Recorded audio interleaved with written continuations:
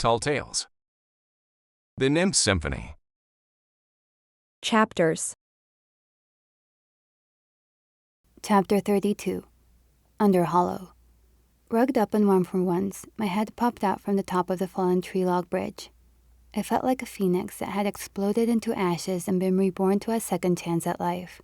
I was out among the nightlife again, among the fierce winter's chill of a mild forest wind that breathed and battered against the front of my face, the sweet purity of fresh mountainside air rejuvenating my mind, body, and soul as I looked out over the dam.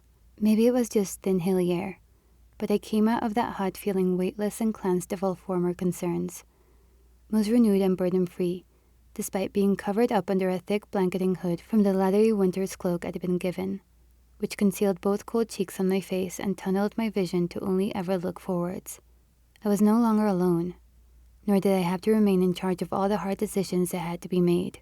And so back out within that topside mist overlooking the still river and dam, I took a few moments of relief to breathe and admire the lush midnight forest and its glistening waterhole below for all of its forbidden beauty.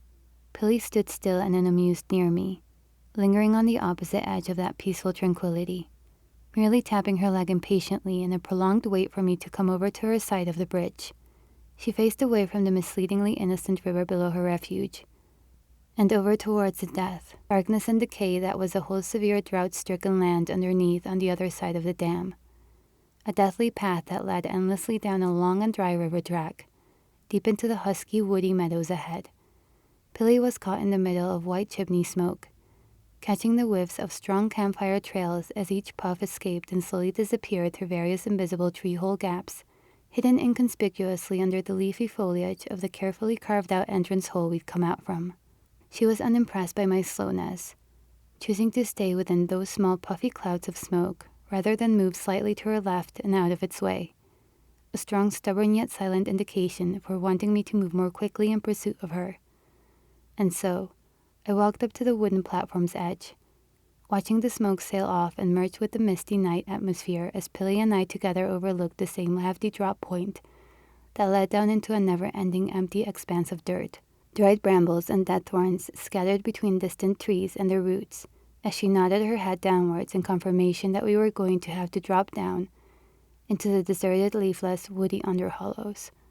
The heavy rain had all but ended, replaced by a subtle breeze, with casual raindrops spread throughout, deposited from a few thinning gray clouds that moved towards where Pilly wished for us to go. It was a lengthy drop down, high enough to break one's legs if they were to question jumping straight down from the top. I leaned over the ledge to look at how hard and solid the river bedrock looked upon this side, along with how many unseen tadpole newts might be lurking underneath. But it was all ash black, like it had been scorched by an arson who wished to intentionally transform the old swamp and forest into the withering dry meadow that it had become. What should have naturally led to a swamp and wetlands moor in the distance was just more of the same small tree husks, uprooted from a desolate and decrepit long stretch of dried-out old land. Unlike Pilly, who was unenthusiastic about the way she fired her arrow beside her feet and began slowly upsiling along the silk rope attached to the tail end of it, I was keen to continue on, excited to finally unveil the mysteries of her dark world, seeing as I finally had an experienced hunter and travel guide to show me the way. I decided to jump, recreating my huge fleshy black devil wings that parachuted me effortlessly towards the barren lifeless river of dirt below. To be extra safe, I bounced against a large mushroom cap that I sprouted up from the shadow pool I made upon my drop, taking all safety precautions just in case the brilliant new black bat-like wings on my back were to fail me. In the time it took for Pilly to skip and swing from the stray branches that impeded her slow and silent descent, I had risen that mushroom tall and fat, rebuilding the ogre that had previously protected me, summoning him back to life. In terms of getting home, I still had a lot of issues to deal with, but I was more motivated and ambitious as ever to take my time in figuring them out. And so, waiting patiently for Pilly to catch up, I tried to scout the lifeless area as best as I could before her arrival, to check the river for dangers behind each thorny stump and rock, promptly walking up the river in patrol around each dead willow and oak tree, as I wandered without a clear direction of which way I was supposed to be heading.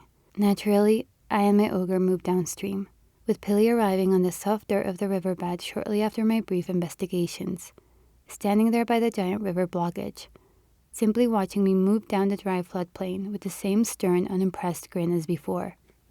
Tamara used to tell me that the grass always looked greener on the other side, always trying to teach me valuable life lessons about jealousy and spite sometimes getting the best of proper judgment, and that all citizens, whether rich or poor, had their own personal battles to deal with each day.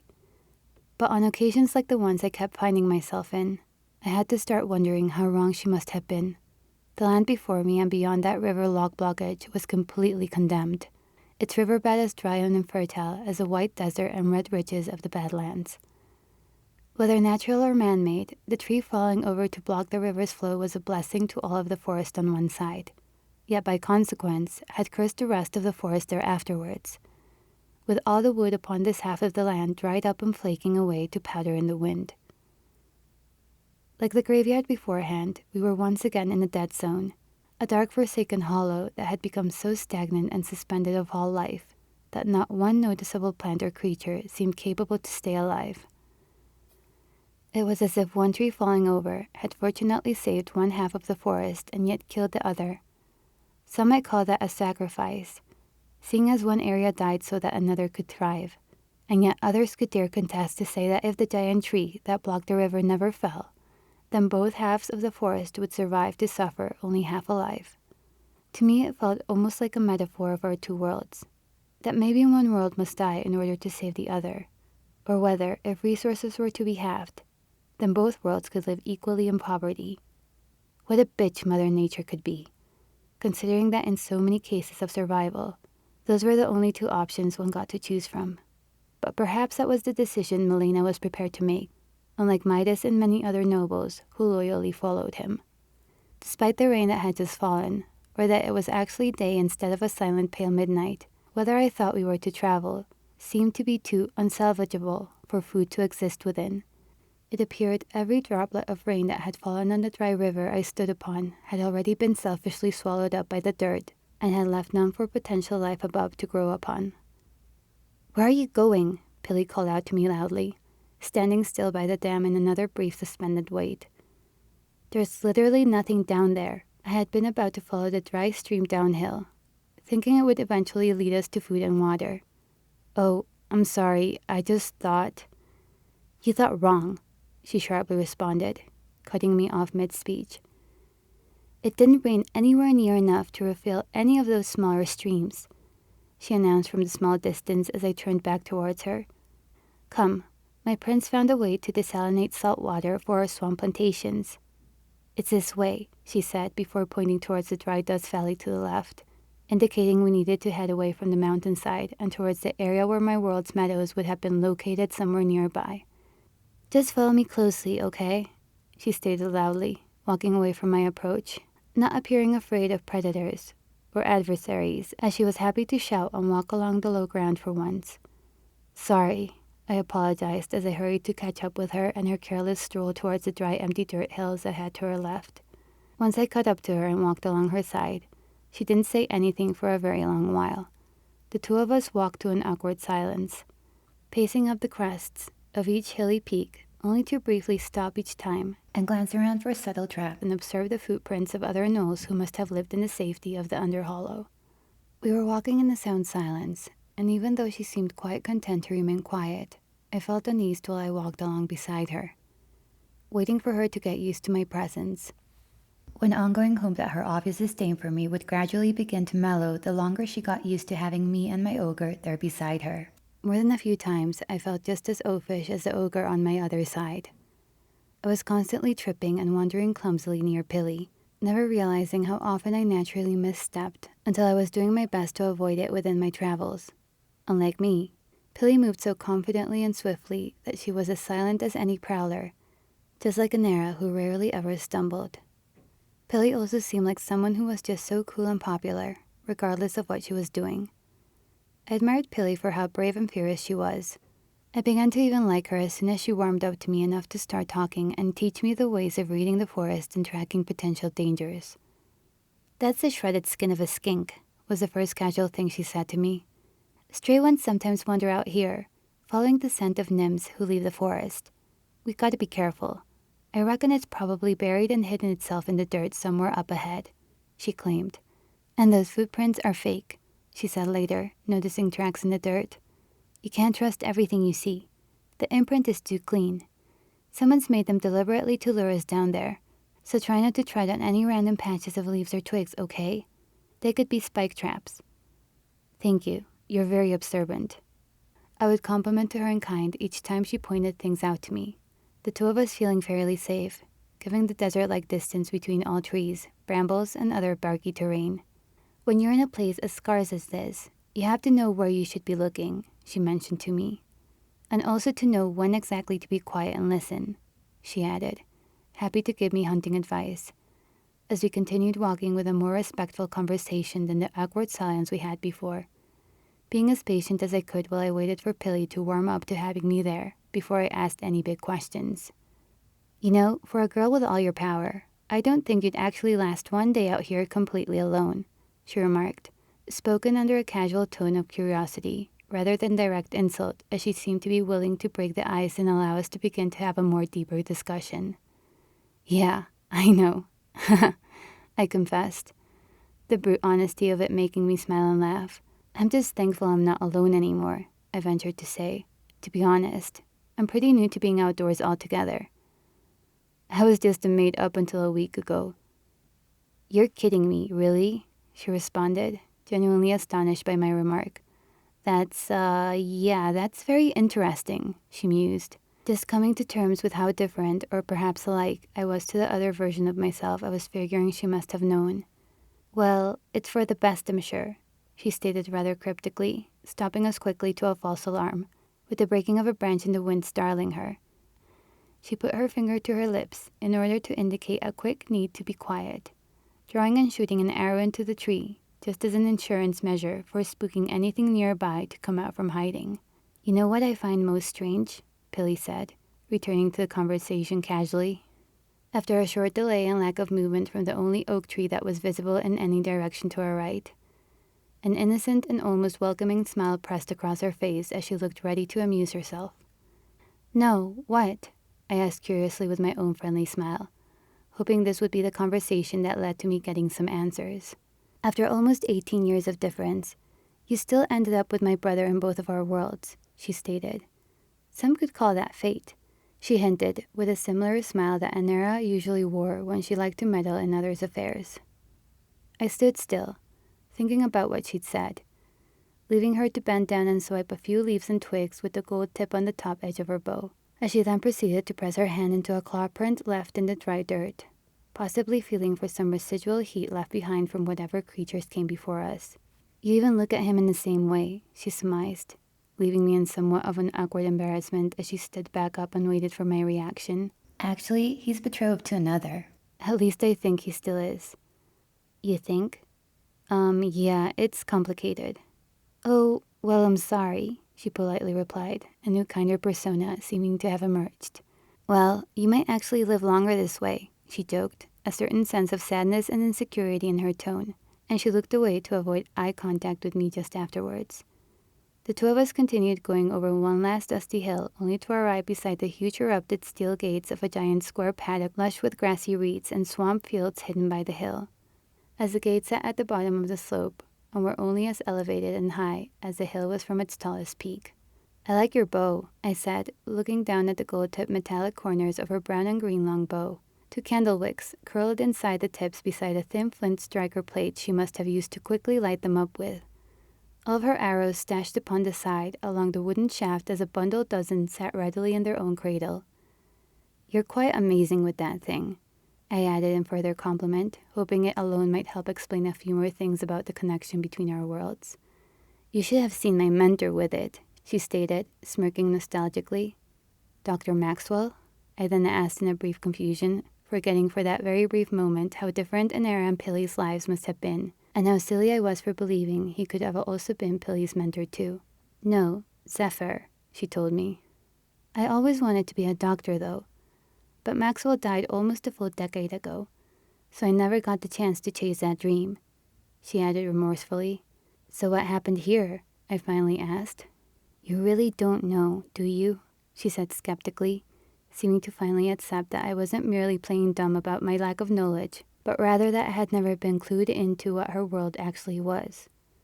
Our worlds were once exactly the same, she told me upon our loose sliding drop down from the dirt hill, upon the 2-log gate fences and its entrance, putting her bow around her back as she carefully climbed up the logged silver gates first. A mirror image of each other, 2 perfect reflections exactly equal and opposite, she explained as she climbed, vaulting down from the smallish gate upon the wooden planks of the path on the other side, waiting for me to carefully affirm my hands around the sides of each spiky post in order to avoid the pointy ends as I lifted myself over them, one side at a time. Our worlds were so alike that if you accidentally traveled from one to the other, you would have never even known, she explained to a certain level of envy as she waited for me to drop down slower and in seemingly less graceful way than she had done. I was more focused on what she had to say than where we were. But together we had entered what could have only been considered heaven's embassy inside hell. It was one huge well-constructed rice paddy field, made of multiple square flat paddocks, with boardwalk planks that divided each harvest area and their diverse plant vegetation. We ourselves coming in beside some viney passion fruit plants upon countless rows of wooden fencing stalks, the ivy-looking plants lush with the red stingy straws of saffron reeds that were ripe for wheat milling, as well as countless other citrus-based foods that grew both large and plump due to an intense lighthouse glow being emitted from some scarecrow obelisk monument attached to a stake over in the very center on a second-level wooden perch that overlooked the entirety of the lush, lively water garden. Nothing would have felt different, Billy continued, other than maybe a weird feeling like you had relived the same day twice, she added, speaking as if she too were reminiscing about a time before all things went sour. As she finally started explaining things, we were carefully stepping over each vine that grew over the boardwalk and under the planks of the knee-deep swamp water, making our best effort not to break those weeds, trying to preserve what life they had there, regardless of its actual utility. My world was once just as glamorous as yours, she added, but unlike your world, where most live in a lush, blissful ignorance, there's not a nymph alive out here that doesn't know about the divide. What divide? What happened? I questioned her, intrigued, as we proceeded towards the center of the sanctuary, running my hands along old wooden fencing posts of each new harvesting field as we headed towards the brightening light source. Was it the famine? I pondered to both her and myself. Was that what you called it? She replied, strangely amused by my question. Well, yeah, I guess you could call it that. A plague is a plague, regardless of its name, she stated in reflection. But no, it was what came afterwards. Your king and his whole infernal idea about building a second sun to light up his kingdom and castle, she explained. He designed that sunspire of yours to extract light from other areas of the cosmos, but what he didn't consider was that the light your world was receiving was being stolen from ours. And we know that to be true because our king was trying to do the same thing on our end, but since our sun rises just as yours sets, our spire seemed to only do the opposite of what it was intended to do, with each day only bringing us further and further into the cold darkness. By that point of her story, I wanted to seem at least a little shocked and surprised, but in truth, I couldn't frown or gasp in disbelief, because the fact was I already partially knew what she was saying to be true. After all, she was the living evidence of it, evidence everyone back home would believe if she revealed her face while standing next to Anera. Oh, was all I could afford to gently mutter, rather bland and anticlimactic, considering how distorted the general fabric of reality had become to my own understanding of the universe. So while everyone on your end got to live the lush life, you left us in the darkness, she bitterly persisted to explain, surprised for her to have said it in a way that distanced me from the blame she had placed on the rest of my equally oblivious kin. Midas failed us as a king, but he didn't try to leave willingly like he did in your world. Instead, him and his queen have spent every moment since that fateful night trying to rectify the one humongous mistake by any means necessary. But your family overthrew him, right? I asked. We tried, she responded. He was so determined to make things right again, so willing to save his brethren from annihilation, that he started making deals with the wrong kind of devils. And now, because of him, we are at war and facing complete annihilation because of it. I was truly lost for words, stunned and staggering for something supportive to say. But I couldn't think of anything, as I simply had no real ability to even pretend that I knew her pain and suffering. I mean, I used to think my life was tough. But what did I actually know about the true agony when I lived in a civil world with high walls and plenty of resources? I'm really sorry, Pilly. If we'd known. How could you not? She blurted out, spiteful enough to cut me off, her former temper returning as she stared at me as though everything was my fault. A resentful stare very similar to both her mother and her brother. We honestly didn't know, I swear it. If we had, we would have turned the Sunspire off a long time ago, I defensively tried to convince her. No, you're wrong, she snapped back, some of her hostility lessening. Because some of you did know, she stated, clearly referring to Midas and his loyal followers. We can't talk in your world. Your sound and light affect us much more harshly than it does right here. It's hard enough to breathe and stand upright, let alone try and voice our problems with you greedy lot, she snarled, yanking my shoulder as I tried to defensively turn from her. You just don't get it. Our very own daylight now repels us. The only thing our hearts and our bodies want to feel again is what rips us back into the darkness like harsher gravity, always pulling us back into our own inhospitable world each time we go to yours for a small piece of paradise, she said to me. The cold truth is we have made every effort to communicate with your kingdom in the past, and that never got us anywhere, she stated madly. So you thought it was a good idea to start abducting our soldiers and farmers as justice for what we unknowingly did, I contested. Let not forget your world declared war against us. We thought that you were four-legged animals that would stalk and eat our children, I snapped, suddenly becoming the spokesperson for a world being accused of genocide. We may be thieves, but you're all murderers, I yelled, the two of us doing in a mix of both threat and anger. We have lost many innocent, I said, speaking calmly. Not as much as us, she spat back to me spitefully. We both fell quiet, taking a second to breathe. My thoughts always went back to Radamant and all the guards who left the capital one day and never came back. I was still furious deep inside, but even in my anger, I knew in my head that my world had clearly taken more than we had lost ourselves, just as I knew in my heart my world was more than equally in the wrong. Look, you're right, Pilly was first to admit, surprising me as I was just about to say the same. Both of us willing to accept there was no winners in war. But Kaya, you have to understand that our king is very powerful, but he isn't very well. In the very beginning, he did send the hostages back to your world. I mean, we only took them so that they could tell our story, but with each villager and messenger we sent, nothing seemed to ever change for us. The truth of what was happening to our world was being concealed by members of your parliament, and because of that, our king only grew colder and more vengeful each time around. That's why he declared war. It was a means for us to reclaim our former lives by stealing it back, she explained, turning to walk towards the glowing center, just one small paddock and bent from the middle of the sanctuary. I don't think you could ever understand what it's been like for us living like this, she stated. Light isn't just about food, warmth, and security. It's about happiness and hope. There's a true beauty in color, in that it's a breaker of nightmares and fears, she said. Would you like to know what the worst part about the darkness is for me? She asked as we turned the last corner before the small stretch, a large group of wooden stake pedestals that elevated upwards like wooden stairs towards a flaring man-sized light source staked onto a huge center post. Yes, I would, I politely tried to express. When I turn colorless and go transparent, I'm the only one who can actually walk in your world without being pushed down by the bone-crushing strength of your world's light, she digressed. But every time I use it, I get to feel nothing but a blind and dark cold. I can stand up and bask in your sunlight, but I don't get to feel that warmth spread across my skin, nor have any colors return to my hair. I'm left haunted by how hollow I feel while I walk among your villagers playing by the beach as they bask in the sun. We were looking at each other with great uncertainty. I really felt sorry for her, guilty as if it were I who was holding her body away from the light. I was about to speak, but was distracted by something small coming out of hiding and climbing down the flat and fat pedestal-planked wooden stakes. The glowing brightness of the light concealed it as it moved towards Pilly and me at the bottom of the wooden boardwalk. The figure was too close to the light for me to make out exactly what it was, preparing each spiky corner of growing wings in case it was hostile in nature.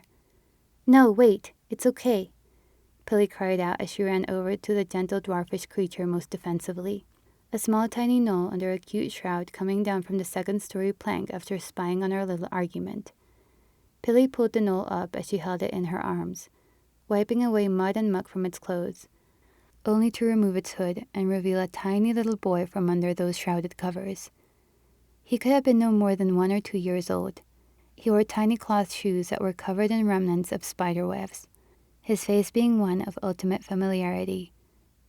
The exact size and shape of a child I had seen once before, the very one that our spiders had entangled in spider webs back in the meadows, just before an adult-sized gnoll had lunged down and sliced the silk cord to free him.